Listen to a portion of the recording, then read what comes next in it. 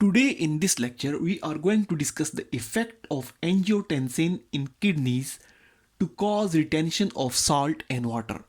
How angiotensin helps the kidneys to cause retention of salt and water.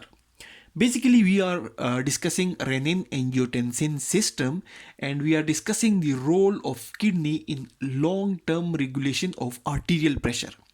So far, we have discussed in the last few lectures that kidney is very much important in regulation of arterial pressure.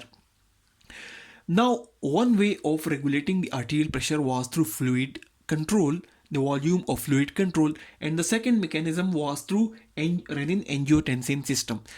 We discussed in last lectures that whenever the arterial pressure falls,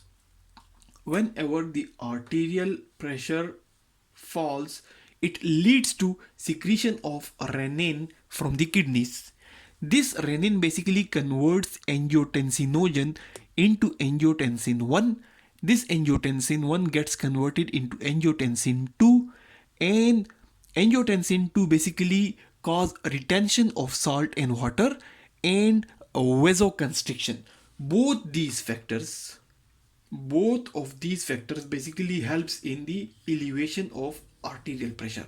So decrease in arterial pressure leads to release in renin, which cause a sequence of events to raise the arterial pressure or helps in the elevation of arterial pressure. But how exactly this angiotensin is causing a retention of salt and water? So the topic of discussion is the effect of angiotensin in kidneys to cause retention of salt and water.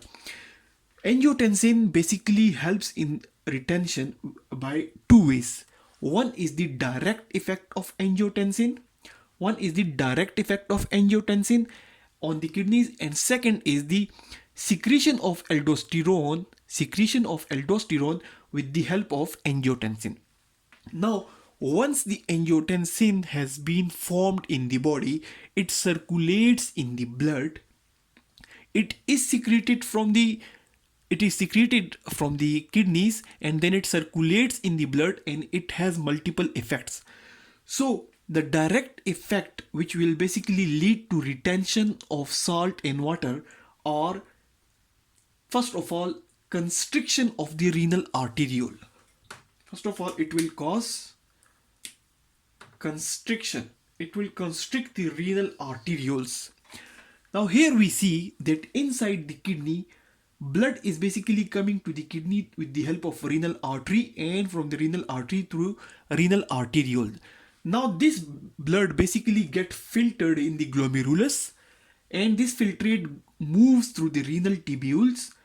The important substances get reabsorbed from these tubules, and the remaining waste goes in the form of urine. Now this renal artery and renal arteriole are coming here from the main arteries. Angiotensin basically causes constriction of these arterioles. Once these arterioles have been constricted, the amount of fluid flowing through these arterioles decreases. So the amount of fluid coming into the renal tubules is decreased. The amount of fluid that is filtered is decreased. So when the filtrate is decreased, when less amount of fluid or the filtrate is decreased, this basically directly leads to decreased urine formation. Now the second mechanism is rapid reabsorption due to reduced pressure in the arterioles.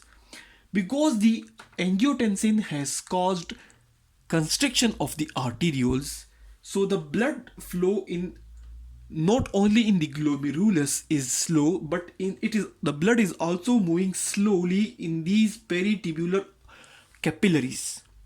Some blood vessels are moving along these tubules, and when it causes constrictions, the blood pressure, the pressure of the blood in these capillaries become reduced, which leads to easy reabsorption of fluid here.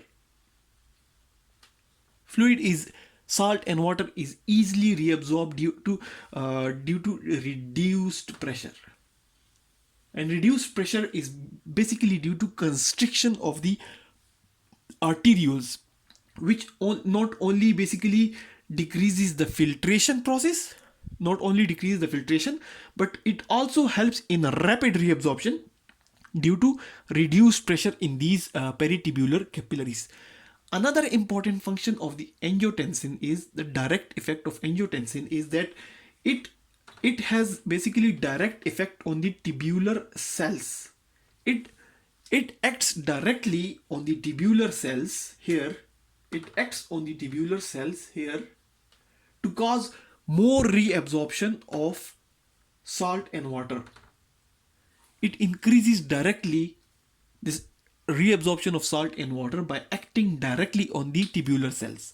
So the direct actions of the angiotensin in kidneys include constrictions of the renal arterioles, which will lead to decreased filtrate or decreased filtration process in the glomerulus, which will in the renal tubule, which will lead to less fluid or less volume in the tubules, and which will basically decrease the which will helps in the retention of salt and water, because less fluid is filtered, so more of the salt and water is being retained.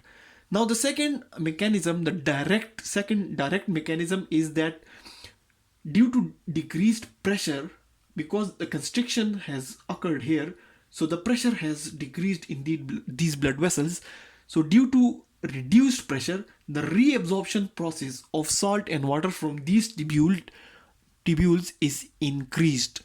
And another direct action of the angiotensin is action of angiotensin on the tubular cells, which also helps in the rapid reabsorption of salt and water from the renal tubules. The normal mechanism is that fluid comes here in the renal arterioles, it gets filtered into the renal tubules, it goes through the tubules, the important fluids and nutrients gets reabsorbed, and the waste material goes in the form of urine. If the angiotensin amount in the blood has increased, the amount of urine will basically decrease, and the amount of angiotensin increase only when the arterial pressure has fallen due to any reason. And now the second function of the angiotensin that also leads to increased reabsorption of salt and water is with the help of secretion of aldosterone. Aldosterone is also basically secreted from the adrenal medulla, from the kidneys, and once aldosterone is secreted with the help of angiotensin, aldosterone basically helps in the increased sodium reabsorption by the kidney tubules. These kidney tubules, they basically absorb more sodium in the presence of aldosterone. So when more sodium is absorbed here, the amount of salt increases in the body, which basically leads to retention of fluid, because sodium will always helps in the retention of more and more water. So it also helps in the elevation of arterial pressure. So basically the effect of angiotensin to cause retention of salt and water may be the direct effect, or it may be with the help of secretion of aldosterone. Direct effects are basically with the help of constrictions of the renal arteriole, which decreases the filtration process, and it also decreases the pressure in the capillaries. So both the process, the decreased filtration and the rapid reabsorption due to reduced pressure, helps in more retention of salt and water. And another direct effect of angiotensin is the effect of angiotensin on the tubular cells to reabsorb more salt and water. The indirect effect of the angiotensin is with the help of secretion of aldosterone. It secretes aldosterone, which basically helps in the reabsorption of salt from these renal tubules into the blood vessels, and more reabsorption of salt will helps in the retention of more fluid, which will ultimately helps in the elevation of arterial pressure. So that's how basically the angiotensin helps in the retention of salt and water. Thanks a lot for watching the video.